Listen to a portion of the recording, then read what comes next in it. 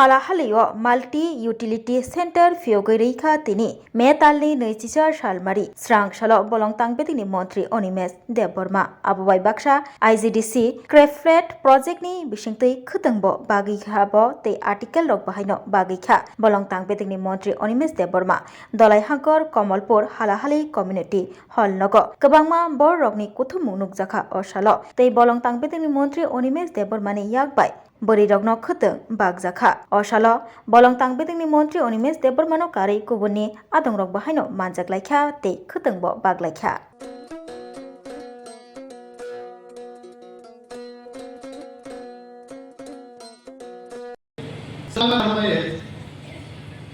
बुफां करी जागो राजस्थान खोनानाय हासिंसामन बुद्रु बाबुनि जरा 50 डिग्री सेंटीग्रेड टेम्पारेचर बरफ काप लाइवा रहित तुममानि बादि बरफ कापु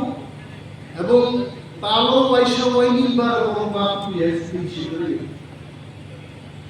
जोंजि दिनि त्रिपुराव ताबुको खुआय जागा सदर हाय जागा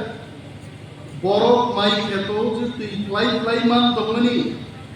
आबुनि मूल कारक बुफां दंनान बादि और आखर मुरा हासे प्रेमलाला पारमुंतन गुनाराम आसापुर रवाजा यालो साइकार रगो हासे छागा दैमान तो गयाय जों थलो दंनाय जेबाबो दैमानो हासे छागा दंनाय भाई दैमाया आबुन कालुतानो जेनि माननीय विधायक मनोज बाबू का खूब काम के साथ जो ऑक्सीजन मन न बनी सिबि बुफांया तुइनो मन थोरनन बनी गो बुफां कायने नांगो जार्मनी जे कंपनी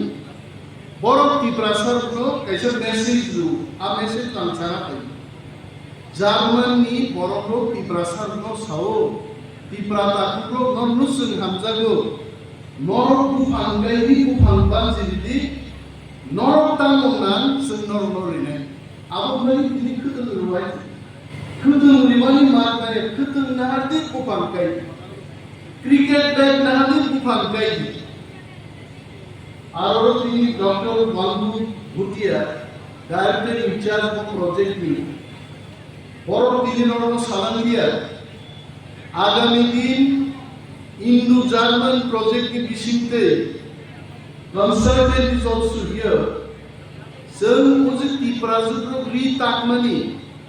अमयात बैताके बुजुनान एक सप्ताह दुनि सेदेके एक मास नांगो दुनि सेदेके तिनिबो तुर दिबर माइसे थुइबायना खोनाव फुंबायजाय थुगोबा 7 दिननि दिगनाय ताकमानिसो एक मास नांगो बासानो आइनोदे थांबि स्राफुं थाङा खोदों जयदा बायबाय आरो सानि पारसेन गाय आबुन बागे आं जंगा सेले टिप्राजुको दसरां टिप्राजुको दाति के रिगनाय ताकनान बागे इंडो जर्मन प्रोजेक्ट नि बिसिंते मेशिन ऑटोमेटिकली ताक माननानै 1 घन्टायाव একটা रिगनाय पकनानि मतो मेशिन तुई चालू खालामनायनि जिनि प्लान दङो आबुन सुमा खालामनाय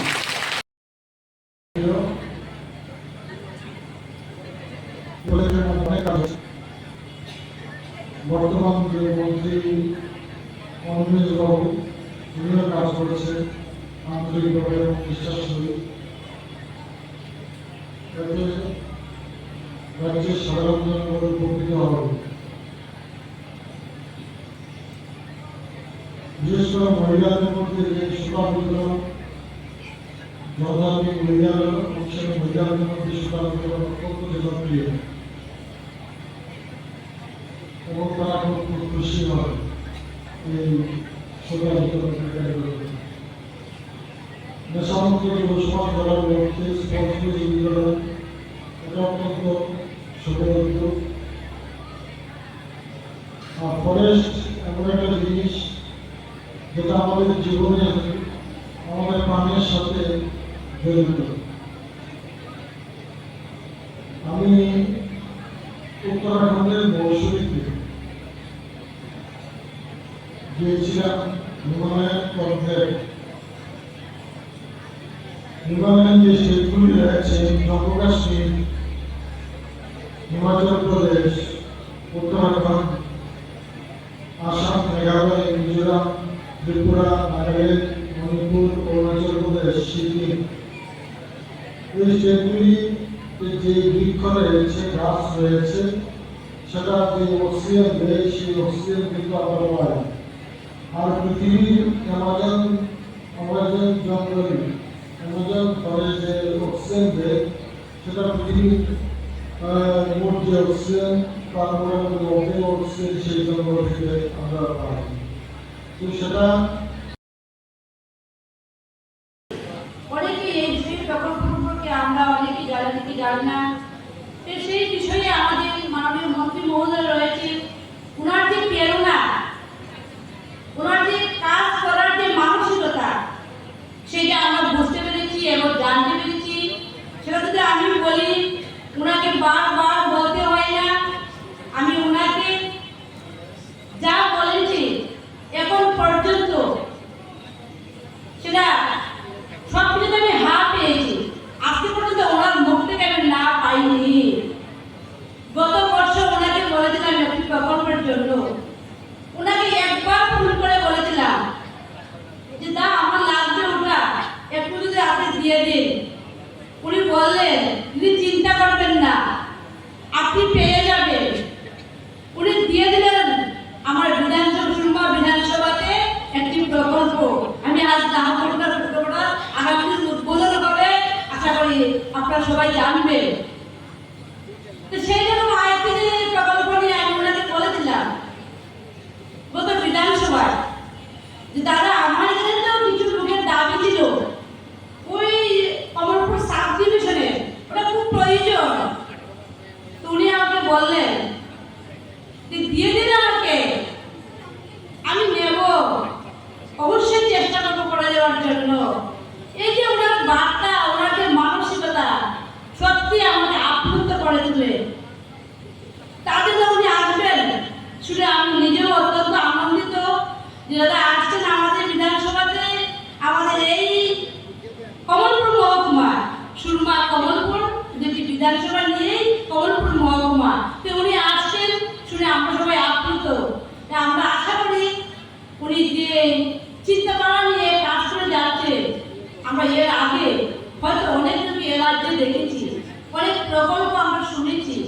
কিন্তু আজকে উনি দায়িত্ব পাওয়ার পর থেকে আমরা যেভাবে আমরা লক্ষ্য করেছি যে উনি সমাজের যে অন্তিম ব্যক্তি, সেই ব্যক্তিকে কিভাবে এগিয়ে নেওয়া যায় সেই চেষ্টায় উনি কাজ করে যাচ্ছে। আমাদের দেশে কিন্তু আদরণীয় প্রধানমন্ত্রী নরেন্দ্র মোদীজি ওনার যে বিকশিত ভারত গড়ার 2047 সাল, সেই 2047 সালে আদরণীয় প্রধানমন্ত্রীর যে স্বপ্ন যে বিকশিত ভারত গড়তে হবে, সেই বিকশিত ভারত গড়তে গেলে আজকের দিনে আমরা যে অনুষ্ঠানগুলো করা যাচ্ছে এবং আজকে আমরা যে বেনিফিশিয়ারিরা আছে বিভিন্ন সাজ সরঞ্জাম তুলে দেওয়া হবে,